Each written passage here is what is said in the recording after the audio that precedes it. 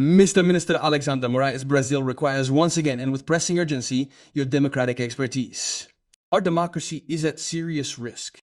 Believe it or not, ESTADÃO, a traditional newspaper that has always defended Alexandre de Moraes, defended democracy, defended Lula, has suddenly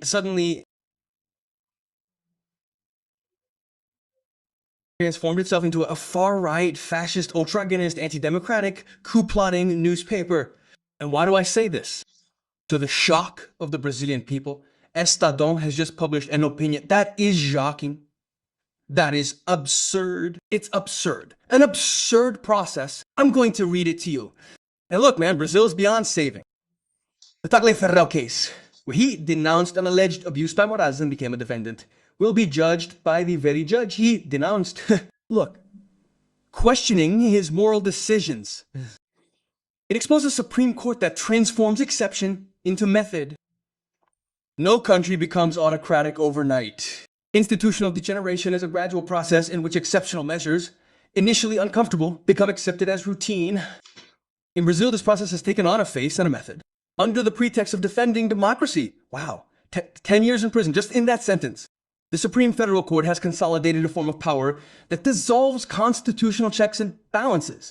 The case of Eduardo Tagliaferro, the former advisor to Minister Alexandre de Moraes, who became a defendant by the very minister he denounced, is the clearest portrait of a court that considers itself infallible and therefore allows everything. It is a court that, instead of correcting abuses, institutionalizes them. Here, it's basically saying you're staging a coup, man. That's unacceptable. Democracy is at risk. According to Tagliaferro, there was a parallel structure within the Superior Electoral Court used to monitor critics and produce tailor-made reports that justified censorship and blockages. It's not just according to him, he presented evidence, so confirmed by Tagliaferro, right? The order, according to messages attributed to Moraes' office and published by Folha de São Paulo, was explicit.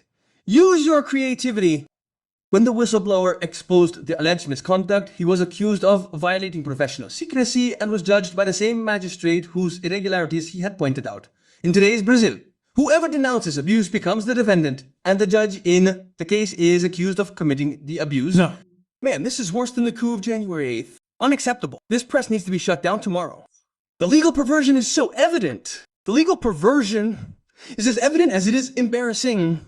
Moraes acts simultaneously as victim, investigator, and judge. Oh, don't tell me such a thing. You're not. ESTADÁO isn't saying such a thing. You're kidding me. And the court acts as a passive accomplice.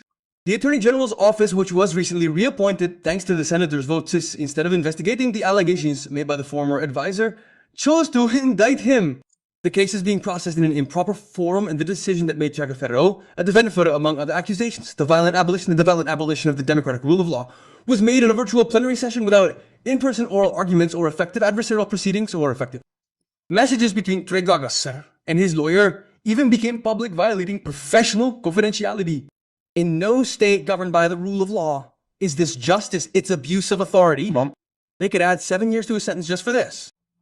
The scandal is not circumstantial. What's at stake is the exception mutating into a system. The same violations are repeated with methodical ease, secret investigations, endless delays, prior censorship. Good heavens, this is practically life imprisonment. Search warrants for opinions, preventive detentions that drag on indefinitely, monocratic decisions that uphold laws, suspend laws, and silence voices. The reaction to the barbarity of January 8th degenerated into a regime of permanent tutelage. The state of exception became an administrative expedient, the power to judge and to intimidate, and the judicial robe a safe conduct for arbitrariness. My God, this is the most criminal and anti-democratic article I have ever seen in my life. This moralistic logic replaces law with crusades of salvation. The robe becomes armor and the judge an interested party in his own verdict. Impartiality has become weakness, prudence the wisdom of those who remain silent. The Supreme Court no longer acts as an interpreter of the Constitution, but as its substitute. Wow, man, that's really hitting hard, huh? Convinced that it embodies good and can combat evil with judicial strokes of the pen. The Supreme Court, finally, seems to have discovered the perpetual motion machine of morality. He judges, absolves himself, and applauds his own virtue. It's the liturgy of power disguised as civic zeal. The ministers need to engage in self-criticism, affirming due process, the separation between accusing and judging, and the humility to absolve when there's doubt, because the authority of justice is born from that. Basically, this article here was meant to release Bolsonaro now. Because the authority of justice is born from form, not force. Democracy doesn't need armed guardians of exception, but judges capable of obeying its rules. Only those who understand their limits can legitimately exercise power. And this is the sense of limit that the Supreme Court seems to have pulverized. It's all we've been saying for 6 years. The Tagliaferro case is not an accident, it's a symptom. It reflects the court that, under the pretense of saving the Republic, decided to place itself above the Republic itself. Democracy is not defended by betraying the principles that define it.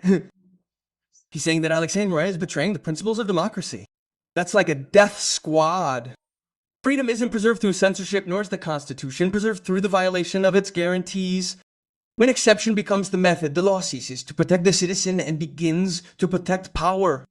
And no democracy survives this imposture for long, especially when it disguises itself as virtue and speaks in the name of the law. This, to me, warrants an immediate investigation. Put in the investigation, man. Send the federal police to conduct a search and seizure at ESTADÁO urgently because democracy is at risk. How dare a fascist, militant, coup-plotting rag like that speak the truth? Oh, our democracy won't survive like this. So I think that as soon as possible, the federal police should conduct an investigation, freeze assets, and arrest the person who wrote this completely anti-democratic text.